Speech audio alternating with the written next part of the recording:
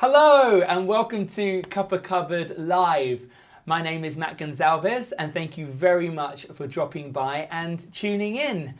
Just before we get going, I'd like to introduce you guys to the comments section. If you want to put your questions or comments in that box, then we get them here and I can pass them on to our guest. And yeah, just communicate with us. We like hearing from you. We like talking to you. We want this to be as interactive as possible. Also, I want to introduce you guys to this little guy here, which is our donate here QR code. It's going to come up in a minute. And basically, if you feel so inclined, you can scan that with your phone and then you can drop us a little donation.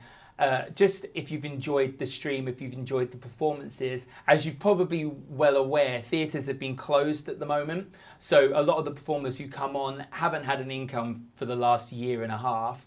And so this is just a little way to kind of give back for their time and for their talents as well. So no pressure, but if you do feel so inclined, please do scan it. There's also a link in the bio, which will take you to the GoFundMe and the PayPal link if you can't get the QR code to work.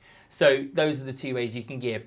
But I'm going to stop talking and introduce our guest because that is why you are here. And it is, of course, the one and only Miss Sharon Rose. Sharon! Yes! So good to see you. It's good to see you too, Matt. How are you? Oh my goodness. I'm well. I'm good. Just sort of enjoying this time actually now, finally, after 14 months. Here we go. Yes, exactly. Actually enjoying it and just like letting my hair down, as it were, or up, you know, as it grows. And just doing me, enjoying myself. So what have you been up to in this kind of last year?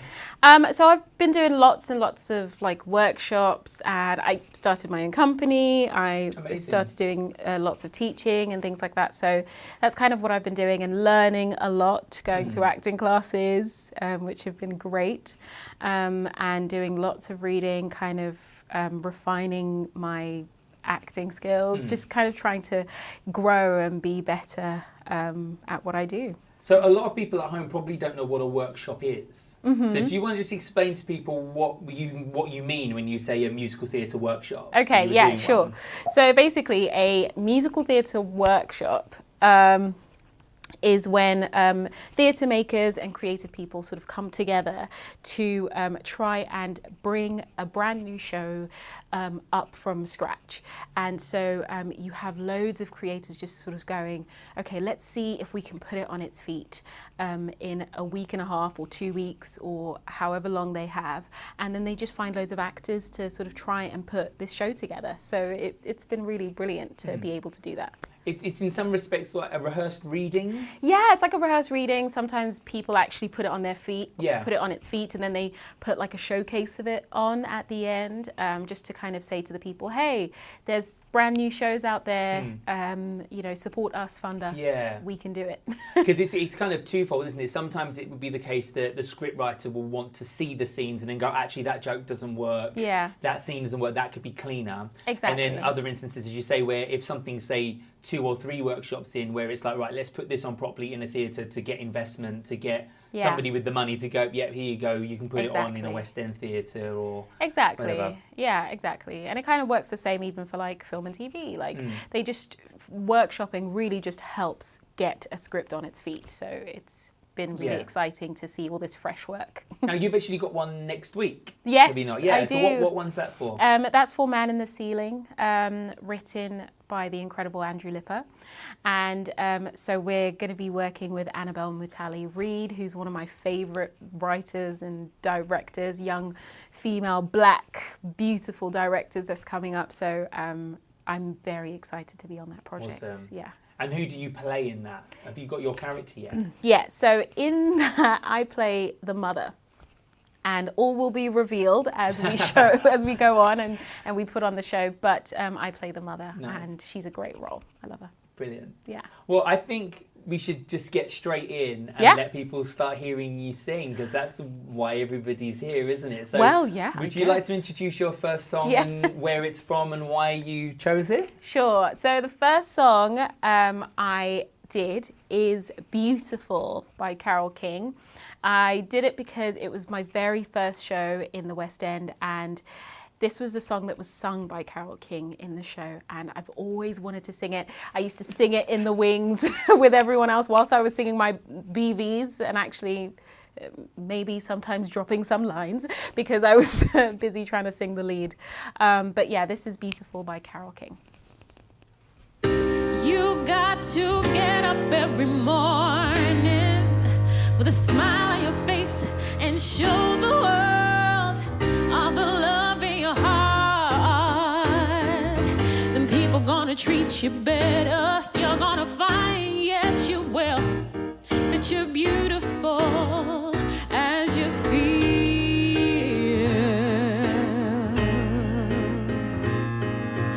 Waiting at the station with the workday winds are blowing, I got nothing to do but watch the passers-by.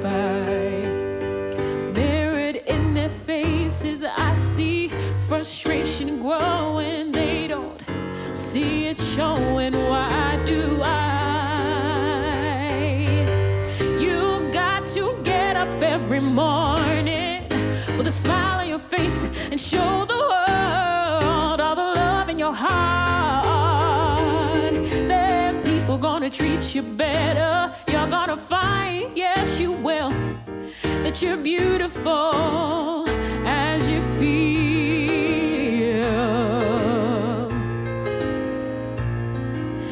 I have often asked myself the reason for the sadness in a world where tears are just a lullaby. If there's any answer, maybe love can end the madness, maybe not. Oh, we can only try. Oh, you got to get up every morning with a smile on your face and show the world all the love in your heart. Then people gonna treat you better. You're gonna find, yes you will, that you're beautiful. You're so beautiful. Yes, you're beautiful as you feel. As you feel. You're so beautiful.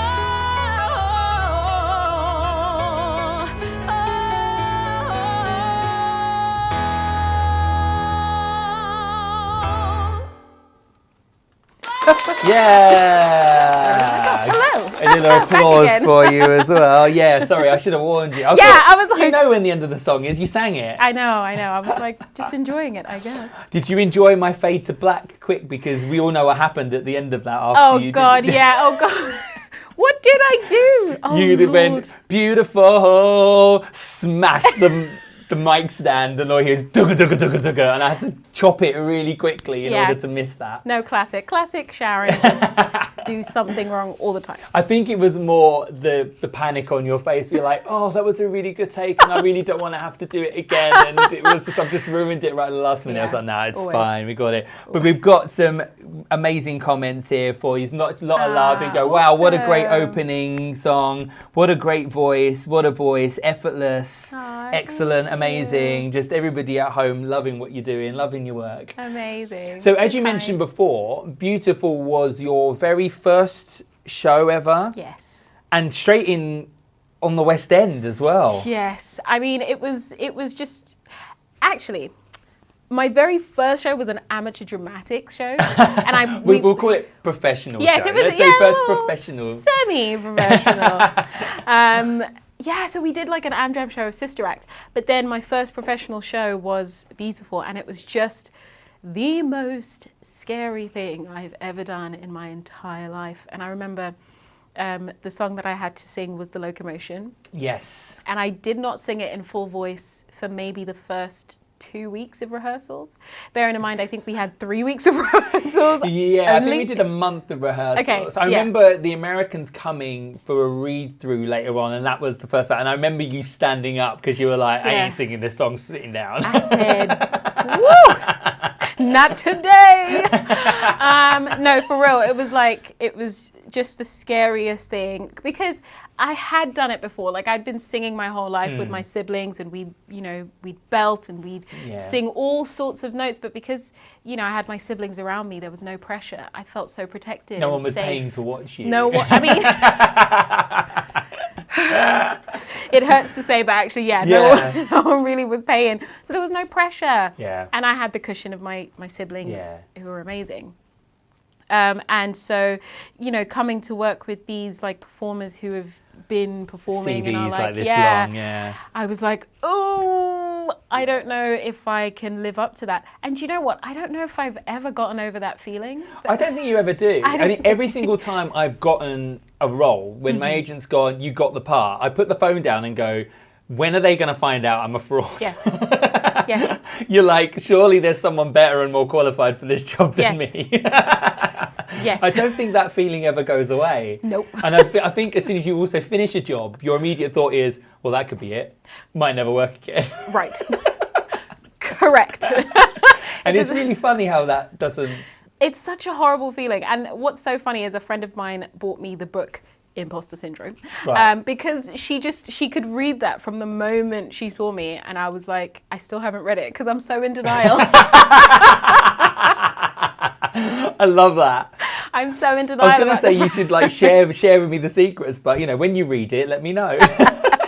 Because I'm so in denial. I'm like, no, I'm perfectly fine. And then deep down inside, I'm like, no, you ain't, girl. You ain't. Well, I mean, those comments going to say everything, really. You're not an imposter at all. You're extremely talented. So I've got a little photo of you in Beautiful here. There's you doing your little radio girl. Oh, she's so young, isn't she? I know. That was in a scene transition, isn't it? You walk out when Carole King's first hit gets played on the radio and you're the bopper, the teen bopper, bopping to it on the radio, which is really cute. Doing the most, But for people who don't know Carole King's stuff, so you sang Locomotion, which meant you played Little Eva in the show, didn't you? Yes, I played Little Eva, who was basically just a one-hit wonder superstar who was also Carole King's babysitter and just happened to be an incredible singer because, Black folks are incredible. And then she just started like traveling the world and singing the Locomotion everywhere she went. And then, eventually Kylie Minogue started singing the Locomotion, and like the world got to know the Locomotion as well. So yeah, it was just a beautiful story to tell. Pun intended. I mean, there is a great little scene, isn't there, where basically you walk on as the babysitter and they're like, Little Eva, you know all the groups. Like, who could sing this song? We have this song. And she's like, I don't know. And then then the spotlight moment happens. I know. I love it. It's like, I don't know. Yeah, exactly. I mean, it's a little bit on the cheesy side, but they do it so well. But in order to kind of get that seamless change, you had a pretty cool costume for that, didn't you? Yeah, that costume was literally one of the most exciting things that I ever wore, ever, I think, because it was super specific. All the wardrobe, the costume designers, were so specific about that outfit because I had to do a costume change. Yeah. So essentially it was tucked into my babysitter dress. Yeah. And it was the top part. So when I came out, I looked like I had, sort of a big chest, Yeah. But actually it was just the dress tucked in. But that dress cost them a lot of money. Yeah, it was thousands. Yeah, it cost them a lot of money. And they were very clear about that at the beginning, just to make sure I don't break it by mistake or damage anything. And so that freaked me out from the get-go. So I was just constantly worried that I would destroy this thing. And then eventually I was just like, you know what? Let's just do it. Yeah. So just so people can kind of see, I've actually gotten a video of another dress that was like the one that you wore in terms of how the change happened. But I actually forgot to load it up, so I'm going to load it in now. Oh, gosh. So basically you had a button, didn't you? Which was connected to a load of strings, which fed through all the seams. Yes. And when you pulled the button and the strings out, the whole dress theoretically should fall apart, and then you're in your new sparkly sequin dress to do the Locomotion in. And actually, one of the incredible things that the show did was, for that, they didn't actually have lights come down, because normally for a change that significant, they'd need to have like a blackout and then the reveal. But for that one, what I had to do was a spin, so that it looked like the dress just showed up out of nowhere. It does look like a magic trick. It yes. literally unfurls It as just- you turn. as And you're you, like, like, do wait, a sorry, spin. rewind that. How did that happen? Yeah, actually, Beautiful did quite a few of those. They did one with the Shirelles sort of changing behind like a screen slider, that was constantly moving. So there was a lot of like tricks. Very slick transitions in that show. It was But very just so you slick. get an idea of what we're talking about, this is actually a dress that has the same function that went wrong. Yes. So we're going to enjoy this. Here we go.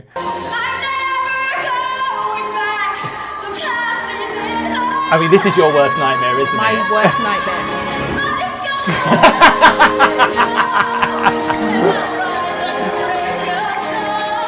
I mean, bless her. She keeps going. She keeps going. But do you know what? I can't even laugh at that because I feel her at the deepest level. Like I feel her pain because it was my worst nightmare. Every night I would just be like, Lord, please let this dress come open. This is not the night. This is not the night. Not tonight.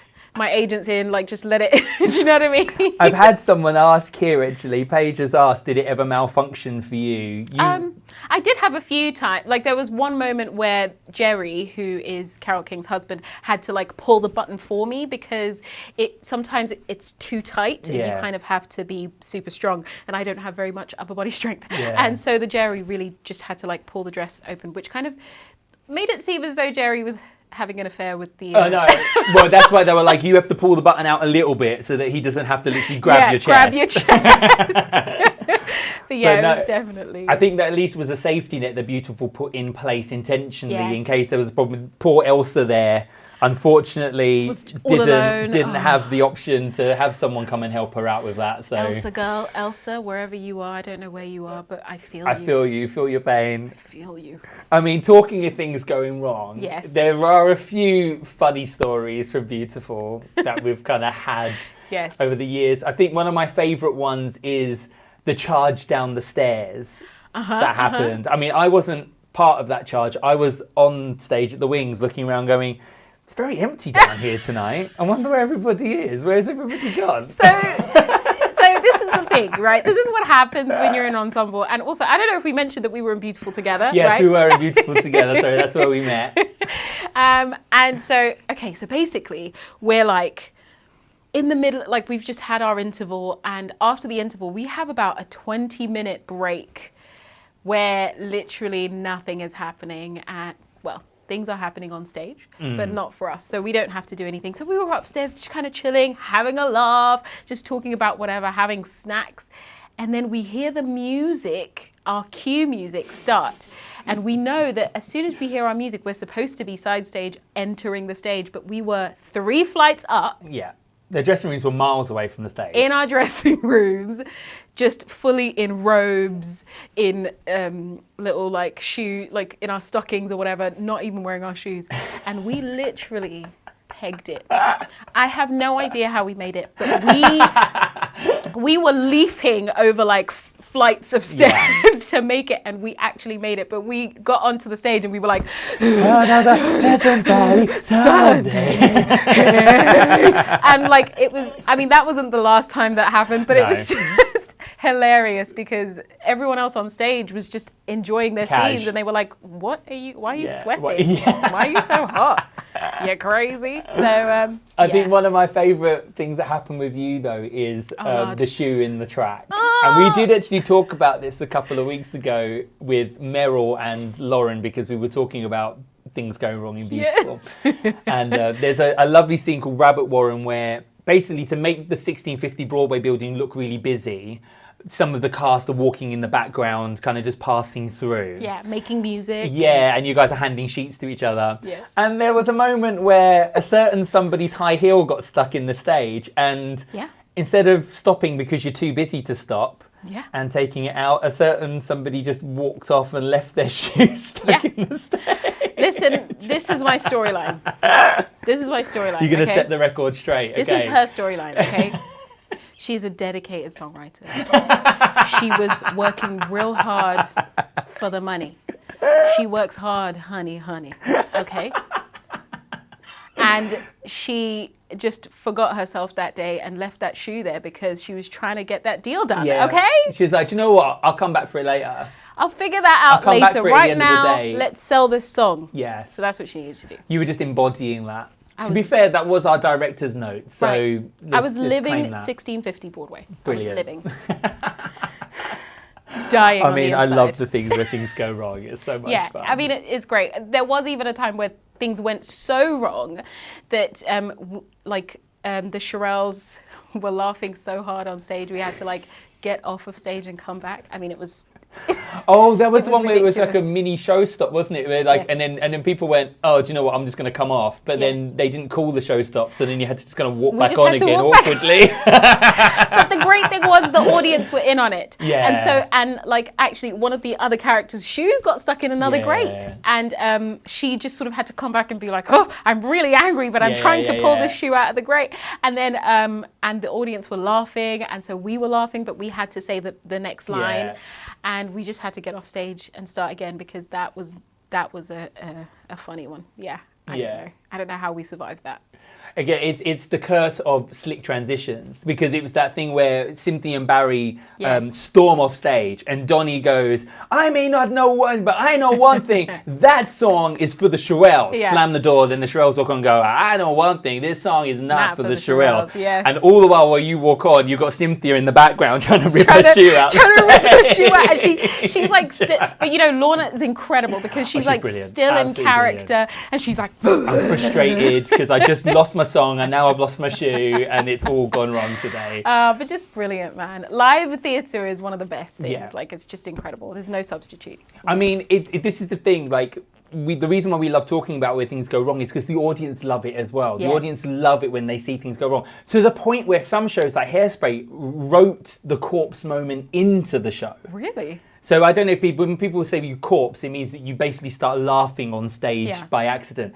But at the end of, you know, the Edna Turnblad and her husband sing that duet, yes. they intentionally put a corpse there where because it's obviously a man dressed as a woman and a husband, and Yes. it's a very funny moment where you've got these two men singing this love song, and they wrote a corpse moment in. So everybody leaves the theatre going, oh, we had this amazing moment where and everyone's like, oh, that happened when I went. Oh, that happened when I went. And it was like, oh, it's actually written into it because the audience enjoy the moment so much. That's amazing. So- I like that. No, I it actually is. It's like good that. fun. Yeah. I think we should introduce our next songs. Yeah, let's do it. Okay. So this next song is from a little show called Dear Evan Hansen. We've actually sung a couple of songs from that show once before. Those of you who have watched the stream with Cameron Sharp will know that me and Cameron were both in the virtual community choir who sing on the click track for the musical.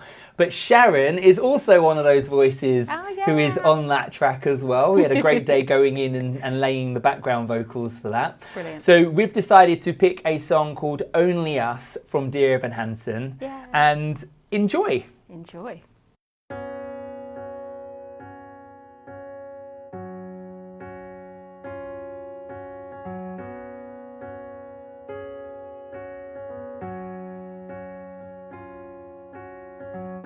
I don't need you to sell me on reasons to want you. I don't need you to search for the proof that I should. You don't have to convince me. You don't have to be scared you're not enough. 'Cause what we've got going is good. I don't need more reminders of all that's been broken.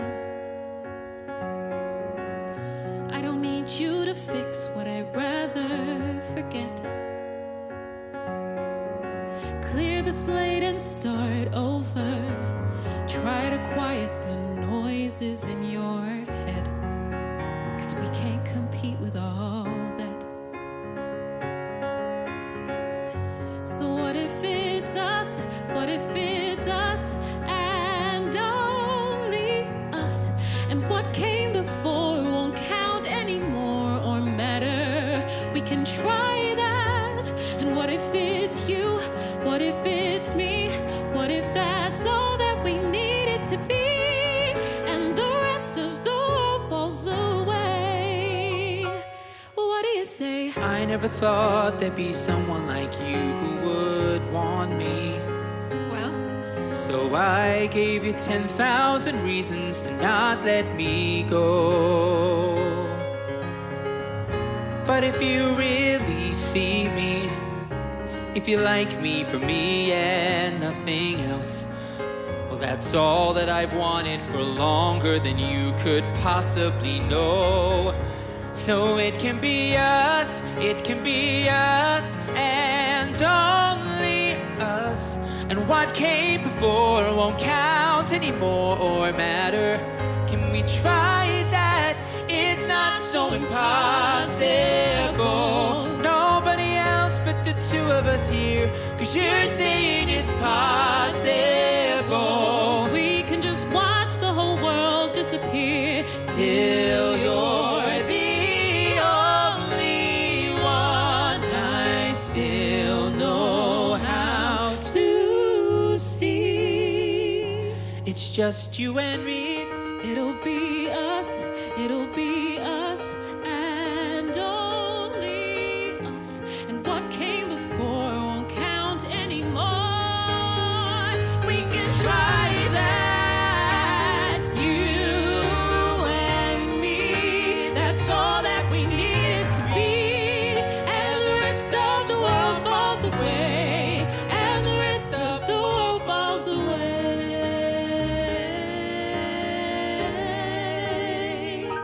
The world falls away. The world falls away. And it's only us.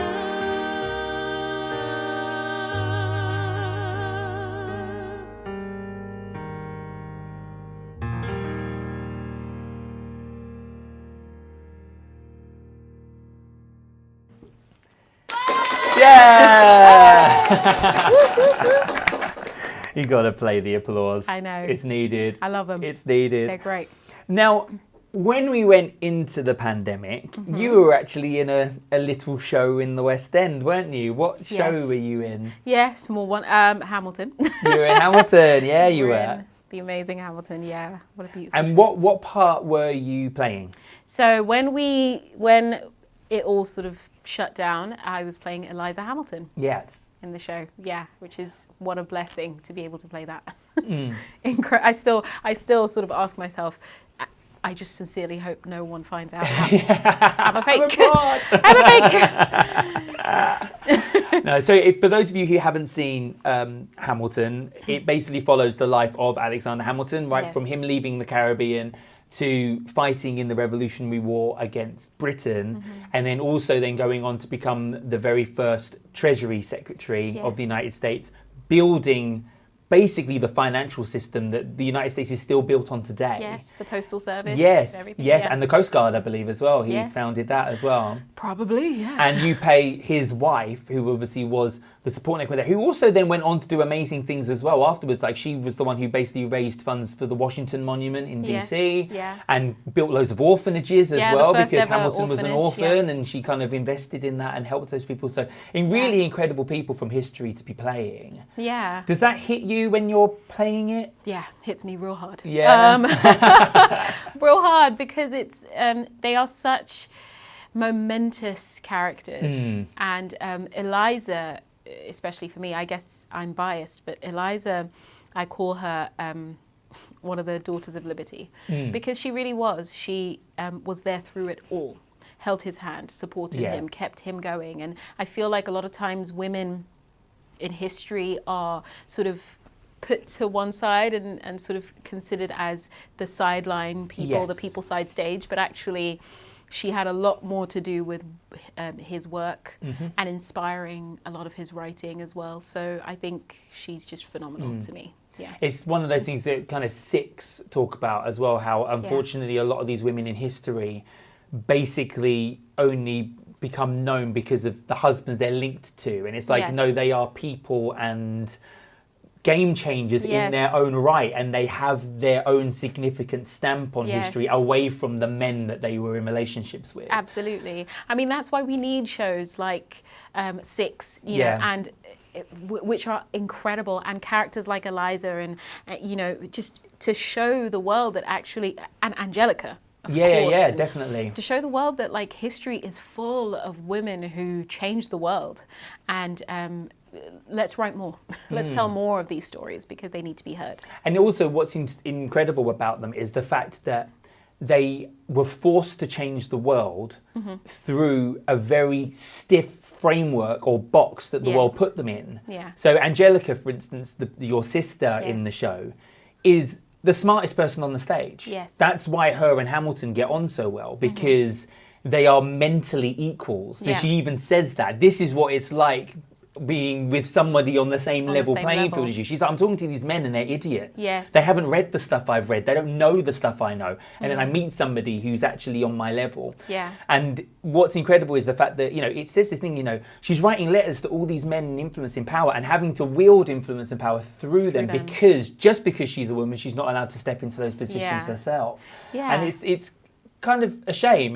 But it shows kind of like how these women were able to make their stamp and make their mark despite not being able to step into those positions directly. Absolutely. There's something so powerful about being able to do it from the periphery. Yeah. You know, because would those men have been able to do the same thing? Probably not. I wonder where some of these ideas came from as well. Exactly. How many of these ideas were actually inspired or spoken of by these people in closed doors, and then they go into Parliament and go, I've had this great idea, and it was the wife all along. Yeah, I mean, Angelica is known to have written lots of letters to Thomas Jefferson that like inspired a lot of things that he wrote and created and put into systems. So how powerful is it to be the quiet one in the room but the most intelligent? Like it's just for me, you're the most powerful person in the room. Yeah, absolutely. Yeah, it's the person who pulls the strings, isn't it, who has the influence. 100%. Now, with Hamilton, you were kind of in a slightly different position than normal because with shows, you normally get to the end of the contract and then people who stay on, and then a whole new bunch of cast members will join. But you actually joined Hamilton halfway through a contract, didn't you? They started, they opened, they did all the rehearsals, and then about, 6 months in, you then joined. Yes. So about, early on in the contract, one of the standbys got an incredible opportunity to work in Sweden, and she took that on, but it meant that they needed to find someone to replace her, and so they went looking again. But it wasn't my first time having auditioned for Hamilton at all. So now, how many times had you auditioned? Did you audition twice before for the original cast? Or so I mean, I'd auditioned maybe once or twice before. And the first time they said to me no, but they sent me like a list of reasons why. And I was like, do you know what? Like at first I was like, okay. But actually I was so grateful. I was so grateful because I was like, I need notes. Give me the notes. Let me be better because I can only grow from this. I mean, people at home might be like, oh my God, that's terrible. How can you say it? But as an actor, trust me, the amount of times you go to audition and all you get back is, it didn't go your way this time. Yeah. And you're like, well, why? Is there something I can do to change that next time? Exactly. And I think, and one of the reasons, and I don't even say it with any shade because as actors we need that. Yeah. But one of the reasons why was that I was too nervous in the room. Right, okay. And that was something that I struggled with my whole life and still struggle with to this day. Just being anxious in rooms, and it was something that I really needed to work on psychologically, working with therapists and dealing with. But it wasn't until I saw it on a piece of paper and gone, oh gosh, people can see it's not just an internal thing, it's something that's being projected. People can see my inner turmoil. Okay, that means I need to put some work on it. I need to do something about it. I need to do this and do that and do that. And it wasn't until I could see it that I was actually able to deal with it and start fixing it. I mean, I'm not there yet, but I'm getting there, and I think it's important to pick up the positives in these experiences and not just be like, oh no, I didn't get the job, but how does this make me better? And so, how has that journey been in terms of getting over stage fright and nerves? Like, are there any kind of tricks or tips that you found work for you? Yeah, I've worked with some incredible vocal coaches, vocal teachers, like who have just been life savers. And have just sort of talked to me about breathing, about using tricking my body Yeah. and telling it, because actually chemically the same thing that happens to your body when you are nervous is the same thing that happens to your body when you're excited. So there's a way that you can trick your body and your mind into kind of going, actually, no, I'm not nervous, I'm excited. And I know that sounds really basic, but that's what we had to do. We had to kind of bring it to the very basic level for someone like me, because I could walk into a room and shake myself out of the room because I was so nervous. Yeah. So, But as a singing teacher, so many times the thing you're actually battling isn't the voice, it's the mind. It's the mind, yeah. And it's getting the mind out of singing so that the body can do what it knows it needs to do or knows what it can do. Because you walk into that room knowing that you can sing the material, that you can act it, but your brain's telling you, no, you can't. You're too scared to. You're you're not good enough. You're not worthy. You aren't this person, or you aren't that person. So of course they're not going to look at you. You look like this. Your hair is like this. All of these things just start to build and build and build. And then you're not concentrating on what you're doing. You're not focusing. Exactly. So So you got those helpful feedback. Did that then help you when you went in to the room to replace this girl? Then did you go, right, okay, I've got my notes. I know what I need to work on, and owned it the next time? Yeah. So the next time I really just went in. I was so relaxed. So relaxed. I mean, I was relaxed for me. For me, it was a lot less stressful. I mean, I was still really nervous, and I wasn't sure, how to deal with the situation. But I think I used a lot of the exercises, the breathing exercises, the breathing work and stuff that I needed to do, and it really helped. It really helped. I mean, I was still shaky and still nervous, but they got what they wanted, and I think that's the point of it all. I think a lot of the time as well in the casting room, they're wanting to see the potential. They're going, can I see this person potentially after a month of rehearsals or 6 weeks rehearsals doing this part? Because they're not expecting you to be perfect right there, because you haven't rehearsed yet. You haven't worked with the director. Is this someone I can work with? Is this somebody I can get what I need out of? Yeah, is this someone who listens to direction? I think listening to direction is probably like 40 to 50% of the work, if not more, in the room. It's just those moments of going, instead of walking in with like, I've decided I'm going to sing this song this way, I've decided I'm going to do this scene this way, and nothing will change that, but actually just being malleable. Will the director be able to move you here, and you'll be perfectly fine doing the same scene? So I think it's lots of things. But also having been given those notes and then coming in the next time having worked on those, that they would have been shown that as well, which is great. So it really is actually a gift to get notes like that. It's a gift. Really, really important. Such a gift, and I'm so grateful. Like, I'll never stop being grateful for that, because it helped me become the person that got into the room the next time. Yeah. I've got a little photo here of you in Hamilton. Yeah. So you can put that up. So people who watch the stream regularly will notice a familiar face up there. We, of course, have Rachel John, who was on a few weeks ago, who was the original Angelica in the cast. So you got to join and be her sister. Man, what an incredible experience to be able to be a part of that cast. They were just incredible.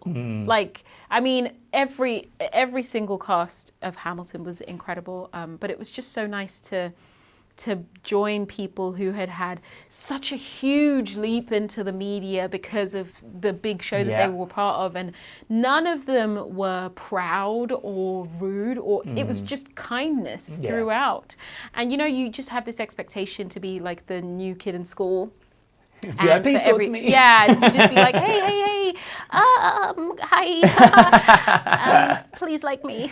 And everyone was just so generous with their energy, with their time, with their patience with me, because I had to do like 6 weeks of rehearsal on my own. Well, and also people who are eagle-eyed will notice that you're wearing 2 different costumes in those photos. So when you went in, you actually covered all 3 of the sisters, didn't you? I did. You weren't just one part. So having to then go in as the new kid on the block, who didn't get the 2 months rehearsals that the original cast would have gotten with each other.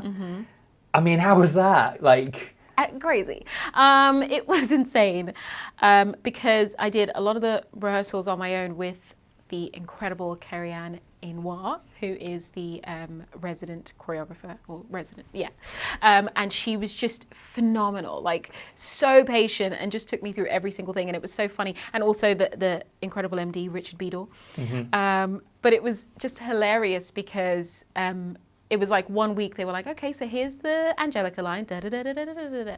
brilliant. Okay, so just forget that, because next week you're going to be doing Eliza, and she's this close harmony-wise to Angelica. Singing the same songs. Singing the exact same song. But so just forget that. Yeah. So it was a huge task, but one that I really enjoyed, because it made me such a strong, being a standby, being a cover for anything just makes you a strong person. Like I have so much respect for covers, man. Yeah. So much respect. Incredible. I know, just the fact that you're expected just to, at a moment's notice, fill that person's shoes and claim that role as your own. Because that's the main thing. It's like there's one thing covering, there's one thing owning. And you have to own it, because people have paid tickets to see someone own a role, not borrow it. 100%. And one time, even halfway through a show, just to jump on and be like, oh, okay, at 45 minutes, this person does, okay, great, cool, I can do this. You know, it's such a big thing that your body really has to just switch on and off at any moment. So, yeah. The adrenaline. Kicks in, boy. Kicks in. Well, I think it's time for one more song. Yeah. So do you want to just introduce this one? Because this is a little bit of a wild card. Yes. When you sent it through, I was like, yes, I'm really excited to see someone sing something different. Yeah. But it is a little bit out there. For Isn't me. it? Yes. Well, you probably have to explain in terms of casting type and other things like that, but it's great. I mean, I loved this song the first time I heard it, and the show is incredible, and they put it on a couple of years ago, and it was just a beautiful piece. And this next song is Don't Cry For Me, Argentina, from Evita.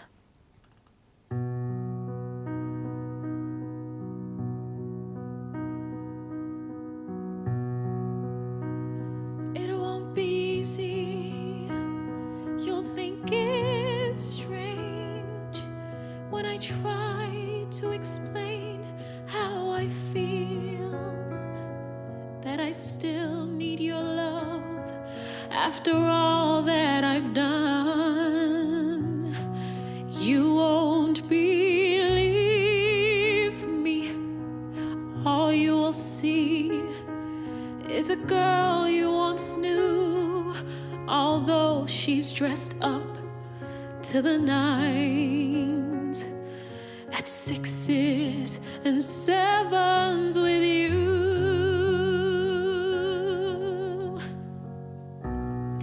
I had to let it happen. I had to change. Couldn't stay all my life down at heel, looking out of the window, staying out of the sun. So I chose freedom, running around, trying everything new, but nothing impressed me at all. I never expected it to. Don't cry for me, Argentina. The truth is I never left you. All through my wild days, my mad existence, I kept my promise. Don't keep your distance.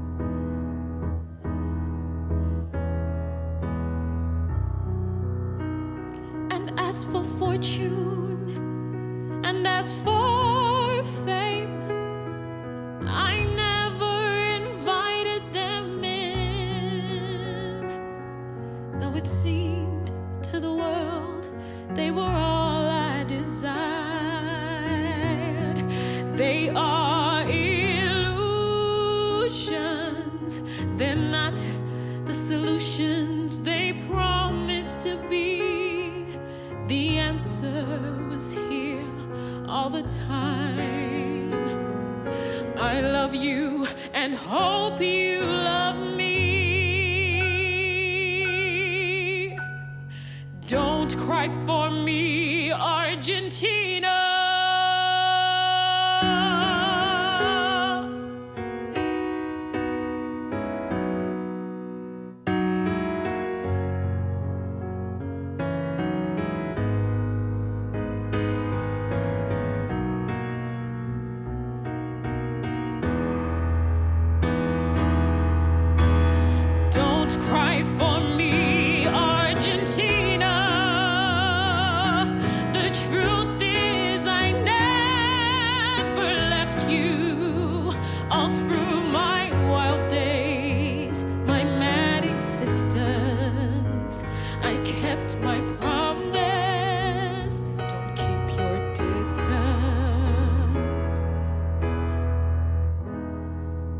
said too much. There's nothing more I can think of to say to you.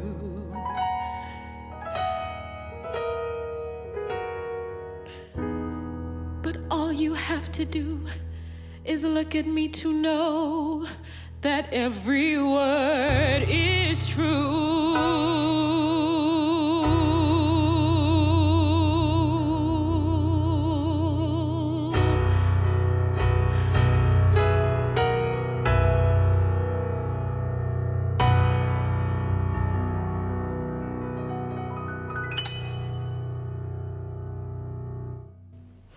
Yes! I mean, one of my favourite things about doing this is when people pick things that aren't their normal casting type. Yeah. Do you know what I mean? Because obviously that's sung by Eva Peron in Evita, and it's a Argentinian woman normally. So it's played by normally someone who's Latina or Hispanic looking. So getting to sing something that like you go, oh, I'll never get cast in that. Yeah. It's kind of, it's nice and fun. I mean, Rachel John a few weeks ago came in and sang Don't Rain on My Parade. Yes. It's from Funny Girl. It's about a Jewish girl who's kind of a comedy genius. And it's like, she'd never get cast as that. But it's just so nice seeing these people with amazing talent getting to stretch their wings a bit and sing something outside the box. Exactly. But this is the thing. Like, this is what we do at home all the time with our friends all the time. We're singing songs that we're never going to be cast for. No. But to love them and to enjoy them. And I think a lot of times we're put in boxes because of our casting. But actually, there's so much more that people can do, and it's important to just explore those options. Definitely. You know? I mean, we've got some comments here that are so good. Aww. Such a strong voice, the emotions, just claps. There you go. Yeah, Oh, that's so they said lovely. it made the hairs on my the back of my neck stand up. So there you go. Lorraine, thank you. Yeah, no, lots of love for you in that. Now, there's something that's just like, I mean, Hamilton's crazy enough. Yes. And then there's something even just more amazing that I'm just so happy for you about. Because obviously, having met you doing Little Eva and Beautiful, to then see you do something like this, it's just incredible. Now, you did your first movie. Yes. Which got released last year. Yeah, 2020, December, yeah. Which is Jingle Jangle. Yeah. The Netflix Christmas movie, which is great because it means it's going to come around every year because it's the Christmas film. Everything. I mean, do you want to just tell everybody kind of like how that came about and who you played and what the storyline of that was? Yeah, so Jingle Jangle is basically the story of a scientist who created toys for the boys and girls in his community. And actually he moved from a different part of the world to live in this community, and he was just beloved by his community and the people around him because he used his intelligence and his scientific knowledge for good. And then something happens in his life that is really tragic and very difficult, and he loses his love for the science and for the magic that science brought into his life. And then he goes for years without creating the magic. And so the character that I play is Joanne Jangle, who is the wife to Jeronicus Jangle, who is the mad, brilliant scientist.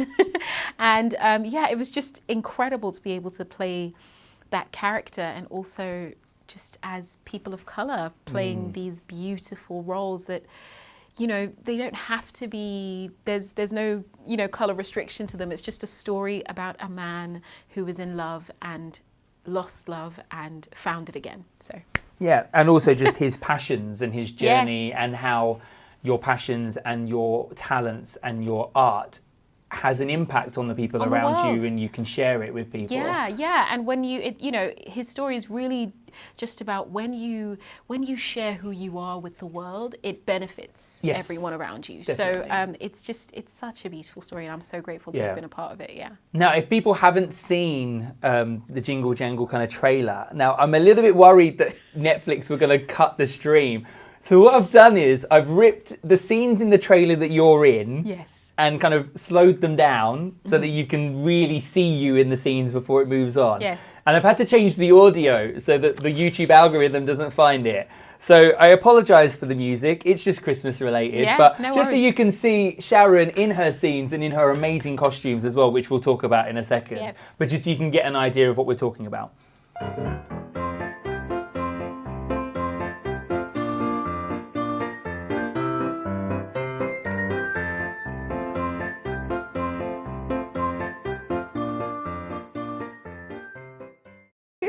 I mean, I apologise for that music. It was the only thing that was like royalty free on YouTube that was Christmas related that I could grab off. So it was a little bit of a Mickey take kind of thing with the thing. That's brilliant. But yeah, I hope you enjoyed that. But I mean, you can see that you were kind of highlighted quite a lot in that trailer. There you are there in the workshop with your husband tinkering and your daughter as well. And then you've got you there with the daughter after something successful happens. Something amazing. And then we have here you guys having discovered something magic. I love them. Look at them. Beautiful. I mean, I've got a better close-up picture that you've obviously supplied of you in wardrobe, like behind the scenes. Obviously, you can see our sound engineer in the background. Now, these costumes, we need to talk about these costumes because these costumes are just absolutely fantastic. Yeah. You know, even the guys' suits and the women's dresses, they're so Victorian, but they have this amazing African influence and lilt to them. Yes. I mean, how did that kind of come about? What was the process for designing those costumes and making them feel African and have that grounding in kind of like that culture? Yeah. I mean, the incredible Mr. Wilkinson, the costume designer, was so keen on just being authentic as possible with telling the story, and also understanding that the world was international way before we even knew it was international. You know, the London Stock Exchange was one of the most international places in the world for a very long time, for hundreds of years. So, yeah, it was very important for them to really cement that these people were from all over the world. And so they had influences of cloth, kente cloth from Ghana, and different colors from all over the world that they just fused together. And I remember, I will never forget this conversation that I had with one of the producers, who is the beautiful Lynn Sisson Talbot, who is also the wife to the director. Oh, wow, okay. And she sort of had a conversation with me, and she was like, so where are you from? Where are you from country-wise? And I said, I'm from Zimbabwe. And then I looked at the costume, and it was just the colors of my flag, you know, green, yellow, red, and just the fact that they paid attention to that. They were, you know, they weren't shy to talk about the fact that maybe I could have been from Zimbabwe, or I could have been from this part of the world, or wherever. And it was beautiful to see. But the thing is as well, is that being an actor and wearing a costume that you know has you have influenced and represents you, makes you own it more as well. Because you go, this isn't just a dress of a character. Yeah. I am part of this dress as well. My heritage, what I bring to the table is part of this character. Absolutely. And it does make you own it more and sit in it more, because you go, actually, no, I'm not playing Mrs. Jangle. I am Mrs. Jangle. I am, yeah. But this is the thing, like, it's something about originating, and also about, like, so that costume weighed about as much as I do. It looks like it weighed a ton. I'm guessing there's hoops and all sorts underneath, and the corset. Let me tell you, it weighed about as much as I did. And then they really wanted to be authentic with the shoes too. So the shoes were like proper Victorian. They had to put them on with like little loops. Oh, okay. So they hurt a lot to wear, but it just made me understand, have the weight of who Joanne Jangle would have been at the time. But honestly, after a while, it just didn't feel heavy anymore. I didn't feel that pain anymore. It was just like, this is who I am. This is the life that I'm living, and it's something so different about that. I mean, what's also incredible, just looking at those photos, is your hair in that as well. I mean, the wigs in this show, the film, are just so on point. And it's just so nice seeing dark-skinned black women, actors and actresses on stage with natural hair. Yes. Natural looking hair, not relaxed or kind of anything like that, or Europeanized. Yes. Just what did that mean to you as a dark-skinned actress, being able to walk on a set and feel like you were yourself, or like you represented yourself? Oh my God, when I walked into that hair and makeup room, first of all, I just want to shout out Sharon Martin, who was the incredible head of hair and makeup. She is phenomenal, was on the Oscars shortlist for a reason. Just incredible work that she did. The attention to detail. I walked into that trailer, to their trailer, and there was like black hair products, there were afro combs, there were afro picks, there was like, honestly, like you underestimate the importance of this stuff, but it was literally like, and as soon as she put her hands on my head, I knew that I was safe. She knew what she was doing, yeah. I knew I was safe because my edges were protected, like no one was pulling or prodding or whatever, everyone was soft, like they had to do, so my hairstyle was sort of like cornrows on one side and then like a big fro, and I did not feel one time when someone was doing my cornrows. You know, sometimes you sit at a hair salon and they're like dragging that hair. I did not feel it once. And the makeup was so true to my skin. Like I felt seen. I felt heard. I felt safe in that work environment. I didn't feel like I had to pretend or laugh when I didn't need to laugh or make someone comfortable when I didn't need to. It was just such a safe space, and the director being a man of color as well. You can see the sound engineer in the back, and it was a black woman as well. Jen. So it's just nice not only seeing people of color working behind the scenes, but also women working behind the scenes, because those are such male-dominated industries as well. Honestly, it was one of the most incredible experiences I've ever had. Just being there, it was such a blessing. Yeah. Now, seeing the trailer, there's a lot of special effects and CGI in it. Yes. Now, obviously, having come from a theatre background and this being your first film, like, what was that learning curve like? Did you just feel like you'd just been plucked and just kind of dropped and just kind of like, it's sink or swim, Sharon? Yeah. You're on a film set. Yeah. LOL. Like, that's the... That's the only way I could describe that experience. It was really just like it was just all like a haze, like a wild dream, because the wake-up call was, for me anyway, because I had to get my hair done and costume and all of that. I mean, putting on that costume took about half an hour because it was like corsets and shoes and things. But I would be up by 4 and the driver would be picking me up at 5 a.m. Yep. Definitely not theatre times. Theatre's like, the matinee is so early, I've got to be in work at 1:30. No, it would, not even for the matinee. For the evening show, I'd be like up at 4 p.m. Yeah. Train at 5 p.m. Like, your car's going to 4 a.m. Can we add 12 hours to that? Yeah, okay, cool, thanks.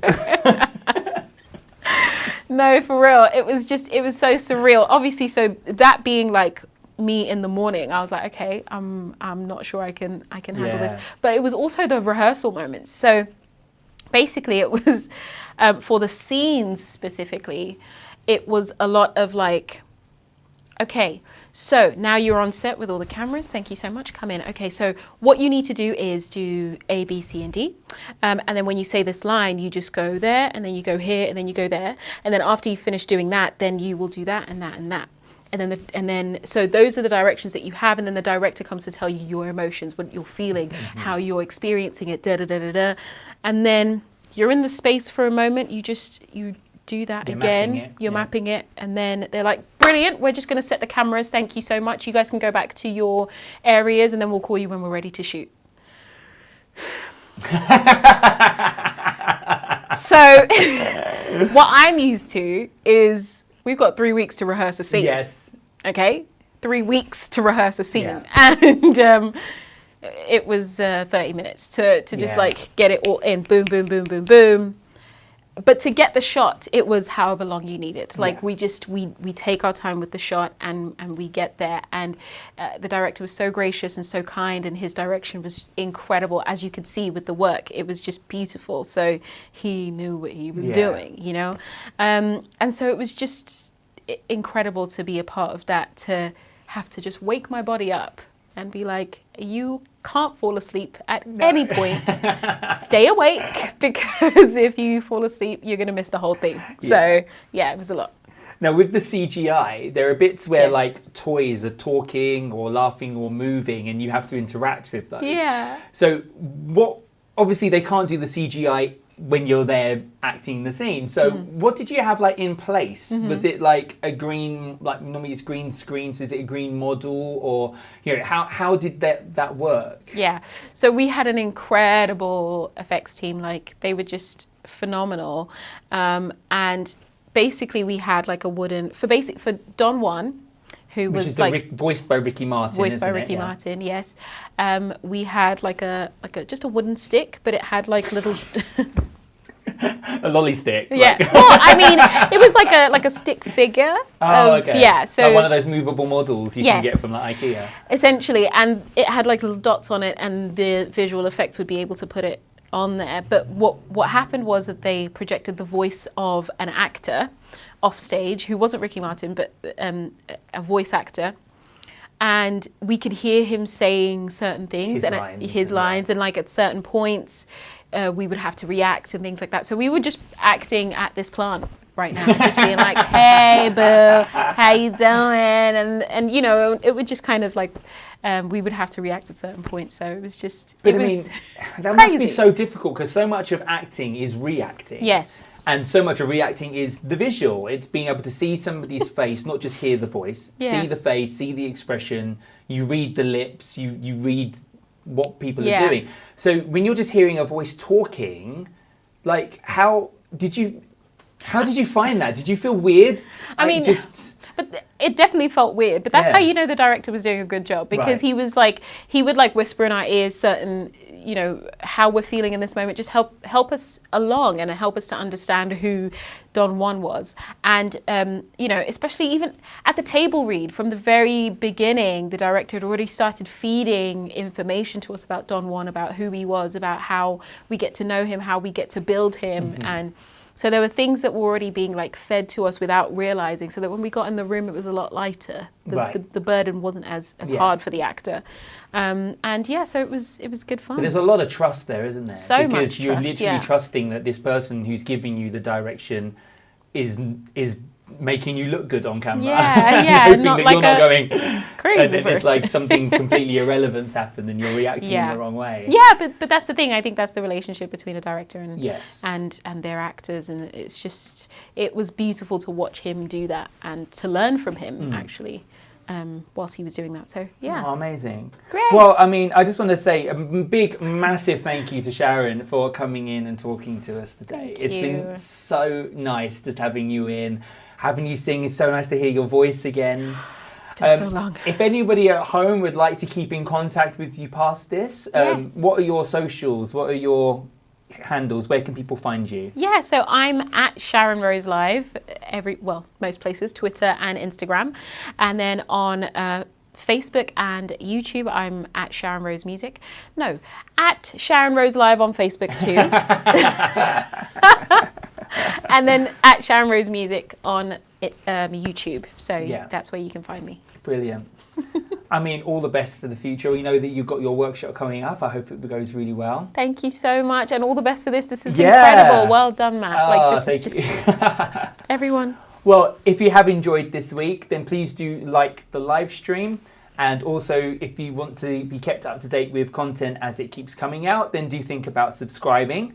Next time on the Cuppa Cupboard, we have the amazing Dominic Hartley-Harris, who has worked with you on Hamilton, hasn't Yes, he? and He was one Beautiful. of your George Washington, and he was Adrifting Beautiful with you. Yes. He was also one of the original cast members of Bat Out of Hell on the Yes, West End. Now, incredible. that show in its own, I think we could talk about for the whole entire thing of Cuppa Cupboard, because it is Yes. the most crazy theatre show I have ever seen in my life. Do you know what? Like, I have no idea how those guys did it, because, like, even vocally, it was just Vocally it was just insane. It was leave your insane. vocal cords at the door, Yeah. because you will not be able to use them once you leave. Yeah, it was just insane. And I don't, like, Dom and Danielle, just some incredible performers who, for me, have, like, my respect for life. So, I mean, love just them. to give you some context, people who haven't seen Bat Out of Hell, we will be talking about the fact that a car gets pushed into the orchestra pit during this show, and somebody does a quick change underwater. So I'm just going to leave those two tidbits with you just to kind of tease you to come back next time, because that is how insane that show is. It's absolutely, it was visually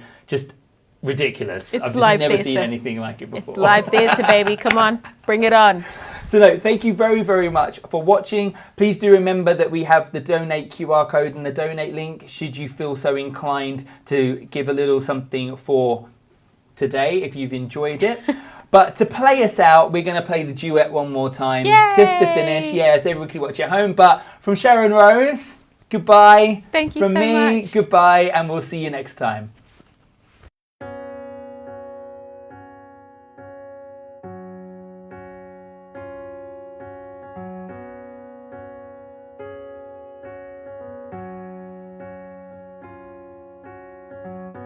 I don't need you to sell me on reasons to want you. I don't need you to search for the proof that I should. You don't have to convince me. You don't have to be scared you're not enough. 'Cause what we've got going is good. I don't need more reminders of all that's been broken. I don't need you to fix what I'd rather forget. Clear the slate and start over. Try to quiet the noises in your head. 'Cause we can't compete with all that. So what if it's us? What if it's us and only us? And what came before won't count anymore or matter. We can try that. And what if it's you? What if it's me? What if that's all that we need it to be? And the rest of the world falls away. What do you say? I never thought there'd be someone like you who would want me. Well, So I gave you 10,000 reasons to not let me go. But if you really see me, if you like me for me and nothing else, well, that's all that I've wanted for longer than you could possibly know. So it can be us, and only us. And what came before won't count anymore or matter. Can we try that? It's not so impossible. Nobody else but the two of us here. 'Cause you're saying it's possible. we can just watch the whole world disappear Till you're the only one I still know how to. to see. It's just you and me. It'll be us, and only us. And what came before won't count anymore. We can try that, you and me. That's all that we need it to be. And the rest of the world falls away. And the rest of the world falls away. The world falls away. The world falls away.